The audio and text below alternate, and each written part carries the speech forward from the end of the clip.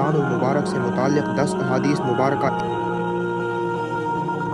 رمضان کی فضیلت۔ رسول اللہ نے فرمایا، جب رمضان کا مہینہ آتا ہے تو جنت کے دروازے کھول دیے جاتے ہیں، جہنم کے دروازے بند کر دیے جاتے ہیں اور شیاطین کو قید کر دیا جاتا ہے۔ روزے کا اجر۔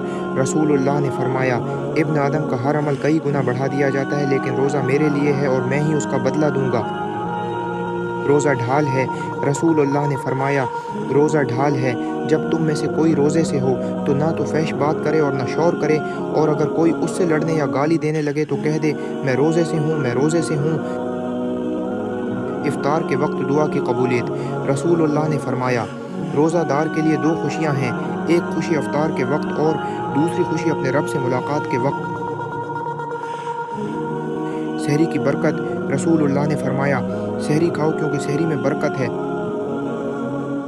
لیلۃ القدر کی فضیلت۔ رسول اللہ نے فرمایا، جو شخص لیلۃ القدر میں ایمان اور ثواب کی نیت سے قیام کرے، اس کے پچھلے گناہ معاف کر دیے جاتے ہیں۔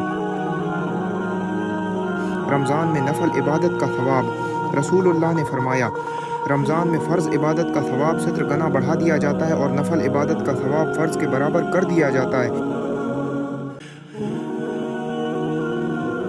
روزہ دار کی دعا رد نہیں ہوتی۔ رسول اللہ نے فرمایا کہ 3 آدمیوں کی دعا رد نہیں کی جاتی، والد کی دعا، مسافر کی دعا اور روزہ دار کی دعا افطار کے وقت۔ صدقہ اور خیرات کی فضیلت۔ رسول اللہ نے فرمایا، رمضان میں بہترین صدقہ بھوکے کو کھانا کھلانا ہے۔ روزے دار کے منہ کی خوشبو۔ رسول اللہ نے فرمایا، روزے دار کے منہ کی بو اللہ کے نزدیک مشک سے زیادہ پسندیدہ ہے۔